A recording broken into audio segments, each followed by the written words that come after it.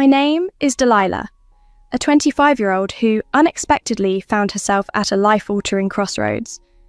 Until a few years ago, I was just another assistant manager internal audit, crunching numbers day in and day out. But everything changed when I landed a new job at a different firm, marking the beginning of a rather intriguing chapter in my life. It was there that I met Dylan, a sales representative executive whose confidence and charisma were as effective as his smile, one that could seemingly persuade anyone to buy anything, even ice to Eskimos. Our first encounter was by chance in the break room, initiated by the most temperamental coffee machine on the planet. "You're the new accountant, right?"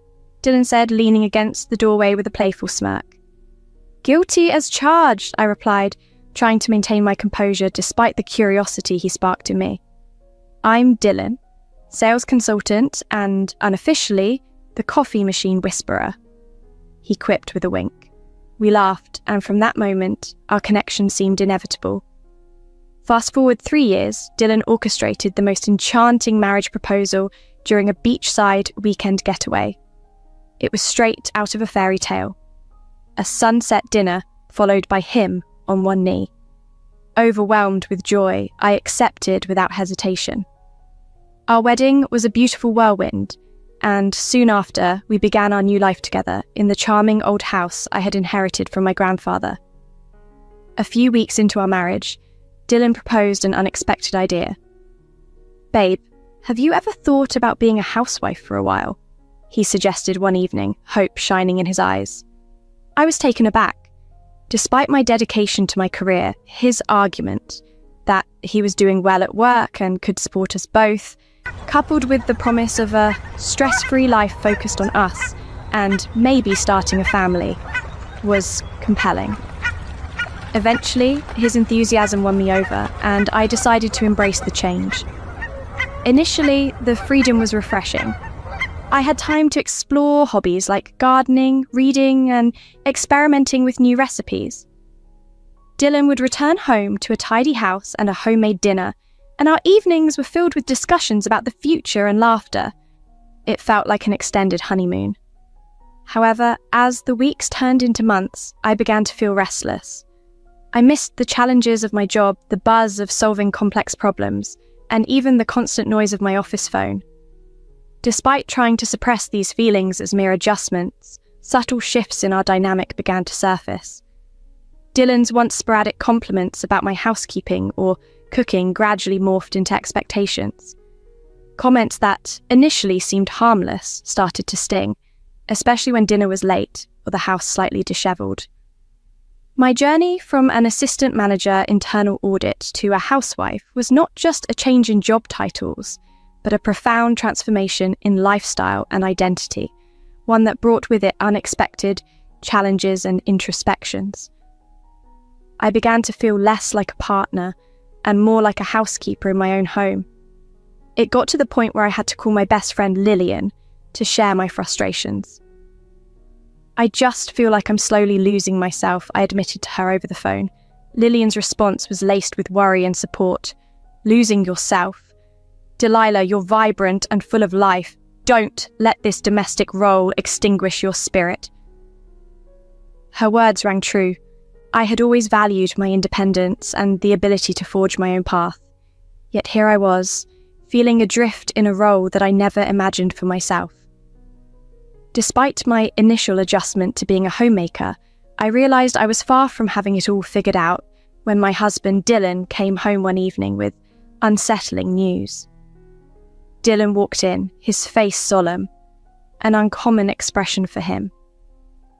"Delilah, we need to talk," he began, his coat still on. Trying to inject some humour, I quipped, "What's wrong?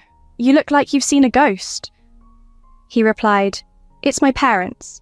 Their apartment is being renovated and they need a place to stay for a few weeks." His gaze avoided mine. "A few weeks?" I responded, surprised and hesitant. "Yeah, just a short while.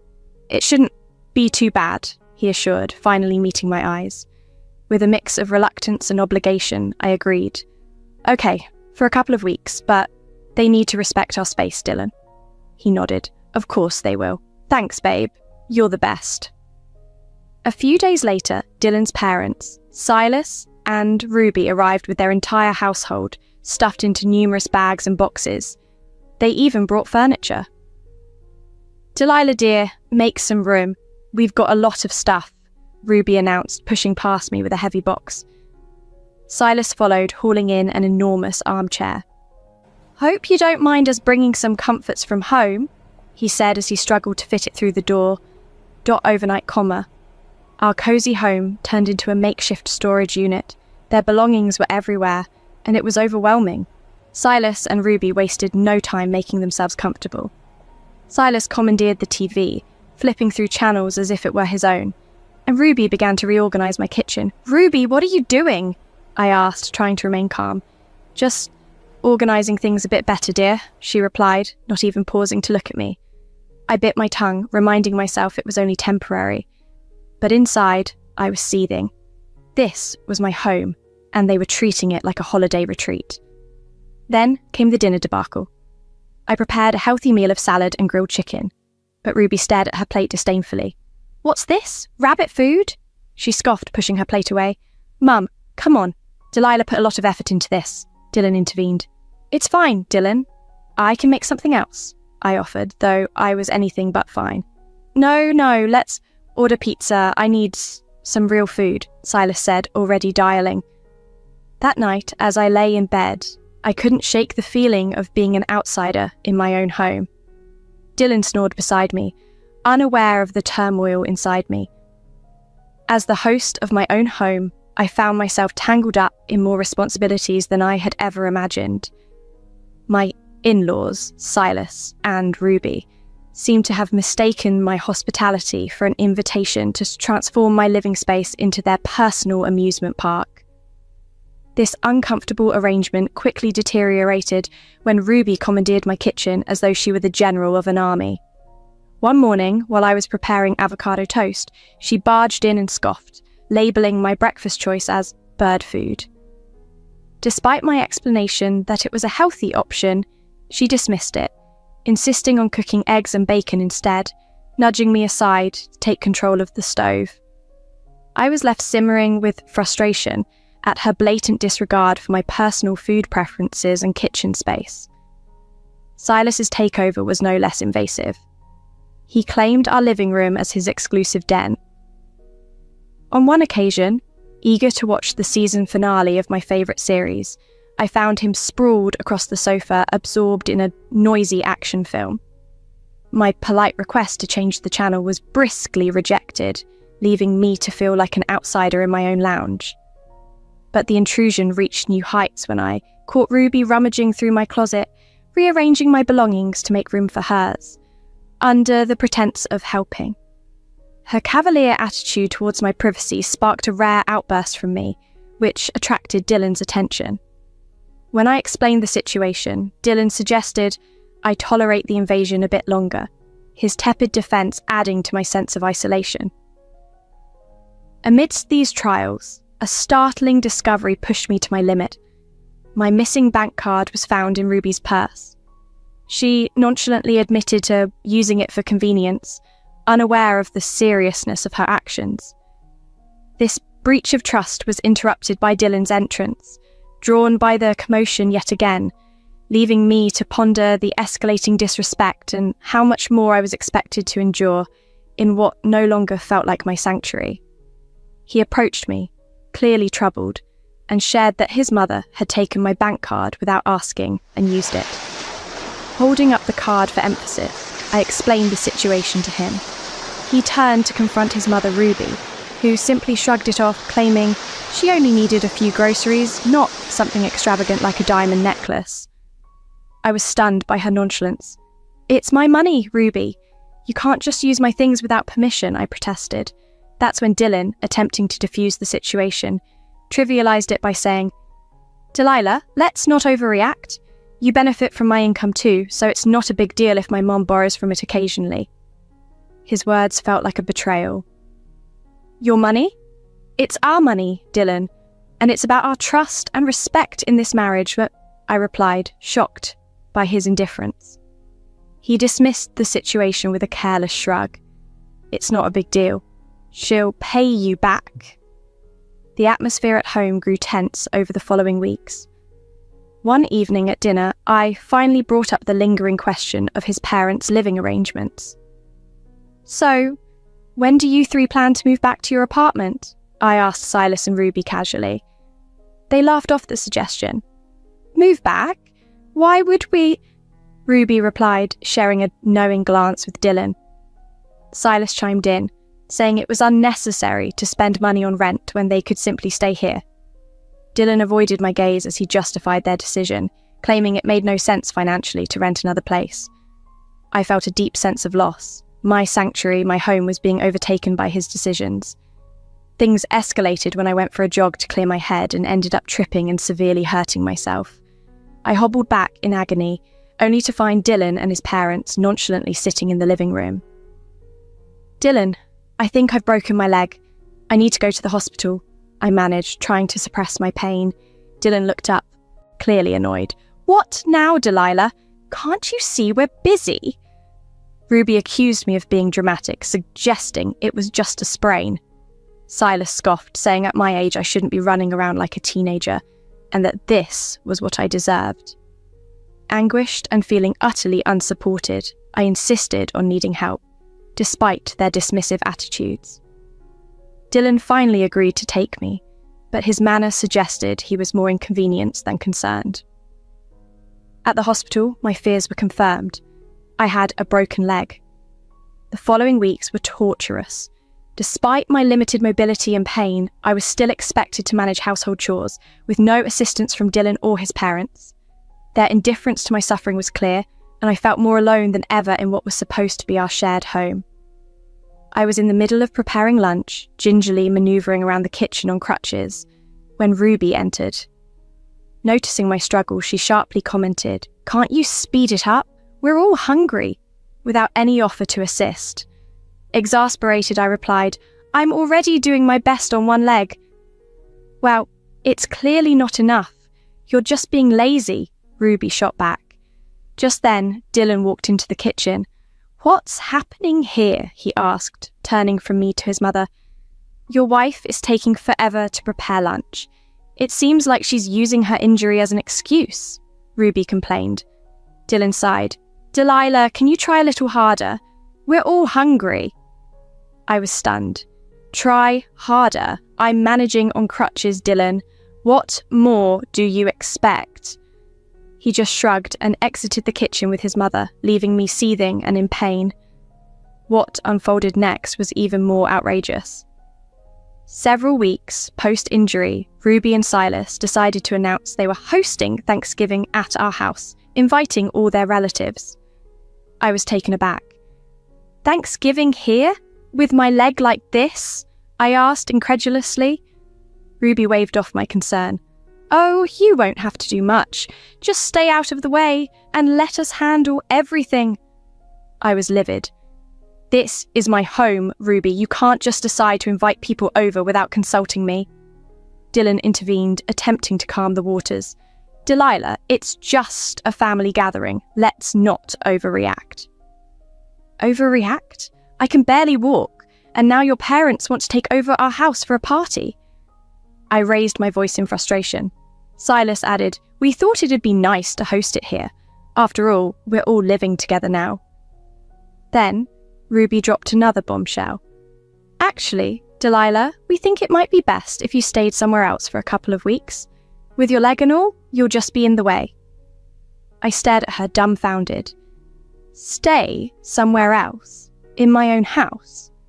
"Yes, just for a couple of weeks. It's for the best," Ruby insisted, as if she was doing me a favour. My anger reached a boiling point. "You want me to leave my house so you can play host? That's ridiculous." Trying to appear reasonable, Dylan added, "It's only for a short while, Delilah. It'll be easier for everyone." "Easier for everyone? This is my home, Dylan. I'm not going anywhere," I declared, my voice quivering with rage. Silas shrugged. "We thought you'd appreciate not having to deal with the holiday stress." That was the last straw. "Get out! Both of you, get out of my house now!" I shouted, a mixture of rage and disbelief washing over me. Dylan's face turned red. Delilah, you're being unreasonable. They're my parents. You can't just kick them out. Unreasonable? They're taking over my home and you're allowing it, I retorted, steadfast in my resolve. I found myself nearly shouting at this point as Dylan's face took on a stern look. If you can't show respect for my parents, perhaps it's time we questioned whether we should be together. Do you want a divorce? He asked, his tone icy. I met his gaze defiantly, adrenaline coursing through me. Without saying another word, I strode over to my desk, opened a drawer, and retrieved a set of documents I had prepared for a situation just like this. What are these? Dylan's voice shook as he took the papers from my hand. Divorce papers. I've had them ready for quite some time, I replied, my voice unwavering. He looked from the papers to me and back again. You're serious? You'd actually go through with this? Yes, I am. I refuse to be intimidated in my own home, by you or anyone else, I declared, feeling oddly empowered amidst the tumult. Ruby and Silas were there too, speechless. Dylan appeared as if he'd been struck. The room was heavy with tension. Choose, Dylan. Your parents or our marriage, I demanded, standing firm. Dylan's laugh was bitter, a chilling sound. Fine, he said, and to my astonishment, he signed the papers right then and there. You'll regret this, Delilah. You can't even fend for yourself without me, he said. I watched him, feeling both relieved and incredulous. I'll manage, I murmured, though barely audible. He shrugged. Your loss, then. He, along with his parents, gathered their belongings and left. The moment the door closed behind them, I felt a peculiar tranquility. Yes, I was alone, but it was far preferable to the endless strain and disrespect. The first thing I did was change the locks. It felt as though I was securing my own sanctuary. Thanksgiving arrived sooner than I anticipated. Still adapting to my new solitude and finding solace in the quiet, I was startled by a knock at the door. Opening it, I was met by Dylan, his parents, and a group of their relatives all ready to celebrate. What are you doing here? I asked, astonished. We're here for Thanksgiving, Delilah. Did you really think we wouldn't come? Dylan said smugly. I was flabbergasted by their nerve. You're not welcome here anymore, Dylan. This is my house and you're not my family, not after what happened. Ruby Silas interjected. Oh, come on, Delilah. Don't be petty. Let's just enjoy dinner. I held my ground. No, you need to leave now. Dylan scoffed. You can't kick us out. This was our family home. Not anymore. I changed the locks, Dylan. You relinquished any rights to this house when you signed those papers, I said, feeling another wave of empowerment. There was a brief silence, then Dylan's face flushed with anger. Fine, have it your way, he said, and they all turned and left. After the Thanksgiving confrontation, I began to rebuild my life. It wasn't easy, but it was truly mine. A few weeks later, sitting in my tranquil living room, my best friend Lillian stopped by. Hey, Delilah, how are you holding up? Lillian inquired as she entered, looking round. Better than I expected, actually, I replied, smiling at her. I sat down with a smile, greeted by Lillian's curious gaze. You look different, stronger somehow, she remarked, her observation making me laugh. Yeah, shedding some dead weight will do that, I replied. Our laughter filled the air, and I felt a lightness I hadn't experienced in months. Lillian's demeanour then turned serious. So, what's next for you, Delilah? She asked. Taking a deep breath, I shared my plans. I'm headed back to work. I've already started looking for positions in accounting. It's daunting, but I'm ready to stand on my own 2 feet again.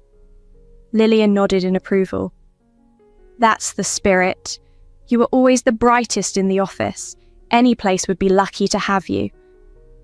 Her encouraging words bolstered my resolve. Energized, I was ready to reclaim my independence and face the world anew. The following weeks were a blur of job interviews and personal rebuilding. I secured a promising position at a local firm, and for the first time in ages, I felt genuinely excited about the future. My home was my own again. My life was my own again. I had weathered the toughest storms and emerged stronger than ever.